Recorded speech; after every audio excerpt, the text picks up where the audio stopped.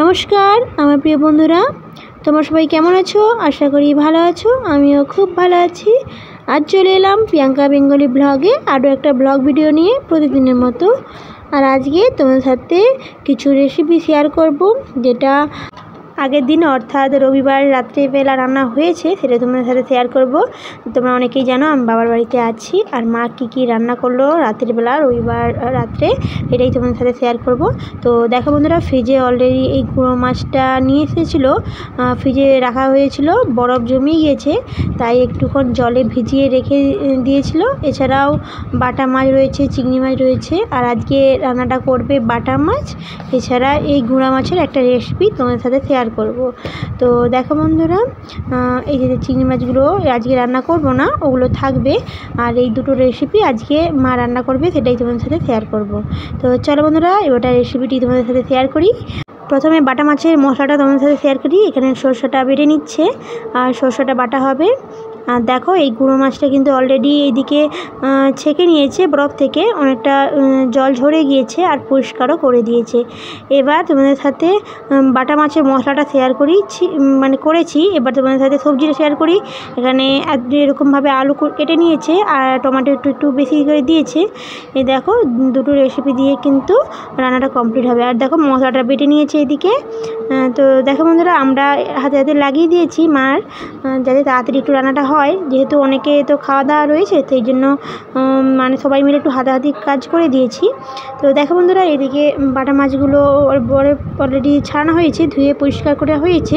এবার দেখো নুন হলুদ মাখিয়ে দিচ্ছে, নুন হলুদ মাখিয়ে ওটা ভাজতেও লেগে গিয়েছে।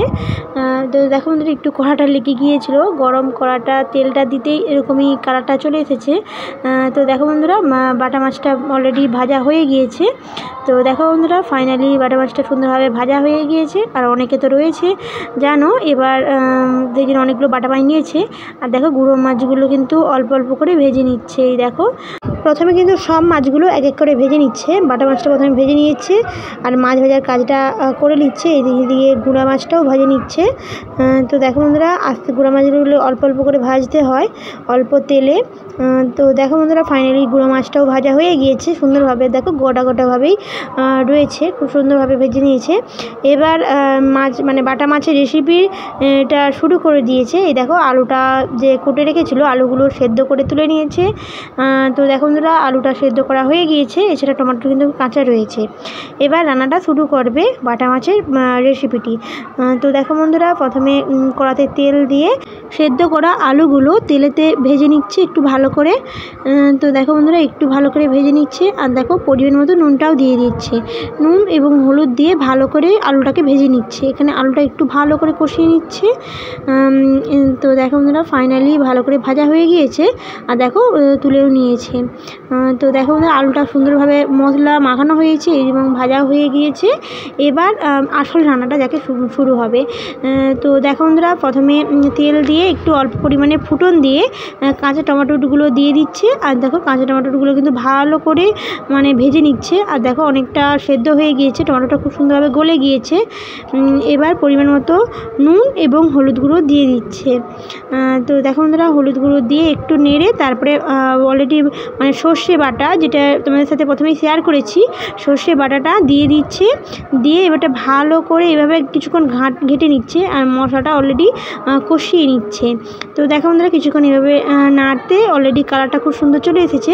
তারপরে ভাজা আলুগুলো অলরেডি নুন হলুদ মাখানো, এছাড়া সেদ্ধ করা আলুটাকে যে ভেজে রেখেছিল সেটাকে দিয়ে ভালো করে কিছুক্ষণ নেড়াচাড়া করে জলটা ঢেলে দিয়েছে। খুব সহজে এই রেসিপিটি কমপ্লিট করা হয়েছে। এবার ভালো করে এই ঝোলটাকে একটু মেরে নিচ্ছে। আর এছাড়া আলুটা সেদ্ধ করা তো রয়েছে। তারপরে দেখো ঝোলটা একটু ফুটে গিয়েতে মাছগুলো দিয়ে একটু ভালো করে নেড়ে চেড়ে নিচ্ছে, মাছগুলো একটু ফুটিয়ে নিচ্ছে ঝোলেতে। আমরা সবাই যেহেতু রয়েছি, তাই সবাই মিলে একটু হাতাপাতি লেগে গিয়েছে মাকে, এতে কিন্তু মা একটু তাড়াতাড়ি রান্নাটা কমপ্লিট করা হয়ে যায়, আর হয়েও গেছে। সেটাই তোমাদের সাথে শেয়ার করলাম। আর এদিকে দেখো কথা বলতে বলতে এদিকে আমার রান্নাটা অলরেডি মার রান্নাটা কমপ্লিট হয়েছে। আর দেখো তুলেও নিয়েছি, কালারটা খুবই সুন্দর এসেছে। যদি এটা রাত্রি, তাই অতটাও ভালো ভিডিও ফোনেতে অতটা বোঝা যাচ্ছে না, কিন্তু সত্যি ভীষণ সুন্দর হয়েছে। এবার দেখো গুঁড়ো মাছটাকে অলরেডি যেটা ভেজে রেখেছিল, এটা কিন্তু নদীর মাছ, ঠিক আছে। এটা কিন্তু নদীর একটা মূল্যা দেখে বলা হয়, একদম ছোটো ছোটো সেই মাছই। এগুলো কিন্তু ভীষণ ভালো লাগে খেতে এই মাছগুলো। আর এই মাছের রেসিপি তোমাদের সাথে শেয়ার করবো, প্রথমে বলেছিলাম। তো দেখো এই মাছের কিন্তু মূল্যা অর্থাৎ ভর্তা রেসিপিটা করবে, আর কীভাবে করে সেটাই তোমাদের সাথে শেয়ার করি। তো দেখো বন্ধুরা, এখানে গুঁড়ো মাছের সঙ্গে কাঁচা পেঁয়াজ, একটু বড় করে কাঁচা পেঁয়াজগুলো কুটেছে, এছাড়া কাঁচা লঙ্কা দুটো পরিমাণ মানে ছোটো ছোটো করে কুচিয়ে দিয়েছে, এছাড়া পরিমাণ মতো নুন এবং একটু সরষের তেল ব্যবহার করেছে। তো দেখো বন্ধুরা, আর শেষে ব্যবহার করেছে এই কাসন্দি। এই কাসন্দি তোমরা অনেকেই জানো যে কাসন্দি, এটা সর্ষে কাসন্দি দিয়ে এটা ভালো করে এটাকে মানে মাখিয়ে নিচ্ছে। এভাবে মাখিয়ে নেওয়ার পরে তো দেখো বন্ধুরা, এই একটা রেসিপি, সুন্দর একটা, এই রেসিপিটা কিন্তু আমাদের ভীষণ পছন্দের একটা রেসিপি। আর এই রেসিপিগুলোই কমপ্লিট করেছে, তোমাদের সাথে শেয়ার করলাম। আর আজকে এই দুটো রেসিপি তোমাদের কাছে কেমন লেগেছে তোমরা অবশ্যই কমেন্টে জানিও। যদি ভালো লাগে লাইক আর সাবস্ক্রাইব করে আমার সঙ্গে থেকে। ধন্যবাদ।